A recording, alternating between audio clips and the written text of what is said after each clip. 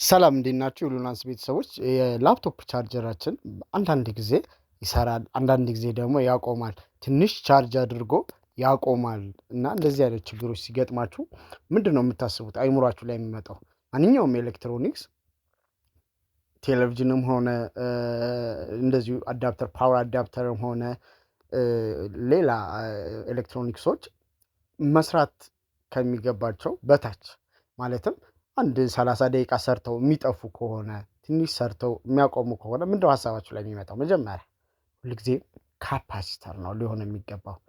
ብዙ ጊዜ 75%ቱ የሆነ ኤሌክትሮኒክስ ሰርቶ ትንሽ ደቂቃ ሰርቶ የሚዘጋ ከሆነ ከዛ ቆይታችሁ ስከፍቱት ደግሞ መልሶ የሚሰራ ከሆነ ሆነ ቦታ ላይ ምን አብጧል ማለት ነው? ካፓሲተር ኤሌክትሮላይቲክ ካፓሲተር አብጧል ማለት ነው። ስለዚህ እንደምትመለከቱት ይሄ የኮምፒውተር ቻርጀር ትንሽ ካደረገ በኋላ ያቆማል። ቮልቴጆቹ ትክክል ናቸው፣ 19 ታያላችሁ። ግን ካፓሲተሩ ያበጠ 19 ቮልቴጅ ስትለኩ አንዳንድ ጊዜ ቫሪ ያደርጋል። አንዴ ይወርዳል፣ አንዴ ወደ ላይ ይወጣል፣ አንዴ ይወርዳል፣ አንዴ ወደ ላይ ይወጣል። ስትሰኩት ወደ ላይ ይወጣል፣ ከዛ ወደ ታች ደግሞ ይወርዳል። ቮልቴጁ ኮንስታንት አይደለም ማለት ነው፣ ቫሪ ያደርጋል ማለት ነው። ስለዚህ ማንኛውም ቴሌቪዥን ለምሳሌ ያክል ትንሽ ሰዓት ሰርቶ ከዛ በራሱ ሰዓት ድምፅም እንትንም የሚጠፋ ከሆነ አንዳንዴ ደግሞ ምን ይሆናል ቴሌቪዥን ላይ ምስል ይጠፋል፣ ድምፅ የሚቀጥል ከሆነ ባክላይት አካባቢ ላይ ያሉ ካፓሲተሮች እንደዚህ ኤሌክትሮላይቲክ ካፓሲተሮች ችግር ነው ማለት ነው። ስለዚህ ማንኛውም ኤሌክትሮኒክስ ላይ ሁሌ ልታስቡት የሚገባው ሰምታይምስ እየሰራ የሚጠፋ ከሆነ አይዘር የሆነ ቦታ ላይ ሊክ ያደረገ ነገር አለ፣ ካልሆነ ግን ብዙ ጊዜ ምንድን ነው እንደዚህ አይነት ኤሌክትሮላይቲክ ካፓሲተሮች ይበላሻሉ ማለት ነው። ስለዚህ ሁልጊዜም ከፍተን ኤሌክትሮላይቲክ ካፓሲተሩ ቼክ አድርገን መቀየር አለብን ማለት ነው። ቁጥሩ ተመሳሳይ መሆን አለበት። ስለዚህ ጀማሪ ቴክኒሻሎች ይህችኛዋ ሁልጊዜ ምንድነች ማይነስ ነች ማለት ነው። ፍሪ የሆነው ቦታ ደግሞ ፕላስ ነው። ስለዚህ ኤሌክትሮላይቲክ ካፓሲተር ፖላራይዝድ ስለሆነ ቦታውን ፕላስ እና ማይነሱን ለይተን ማወቅ አለብን። ስለዚህ ብዙ ሶፊስቲኬትድ የሆነ ነገር የለውም።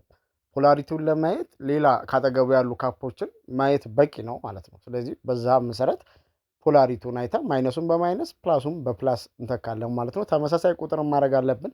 ቮልቴጅ ካጣን ተመሳሳይ ቮልቴጅ ካጣን ተለቅ ብናደርገው ችግር የለም፣ መቀነስ ግን አይቻልም ማለት ነው። ስለዚህ ኤሌክትሮኒክስ ሁሌም ጫና የሚበዛበት በጣም ብዙ ጊዜ ጫና የሚበዛበት ምንድን ነው? ካፓሲተር ነው።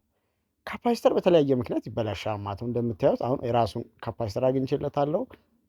ቁጥሩም ተመሳሳይ ነው፣ ቮልቴጁም ተመሳሳይ ነው። ከሌላ አዳፕተር ላይ ነው ያገኘሁለት። ስለዚህ እነዚህ አይ ቲንክ አሁን 25 ቮልት በ680 ነው የምታገኙት። ሌላ አዳፕተር ላይ ነው፣ ሌላ አዳፕተር ላይ እንደዚህ አይነት ቮልቴጅ ያለው ካፓሲተር ታገኛላችሁ ማለት ነው። ብዙ ጊዜ ከገበያ አንገዛ። ስለዚህ እሱን እንበይድበታለን ማለት ነው።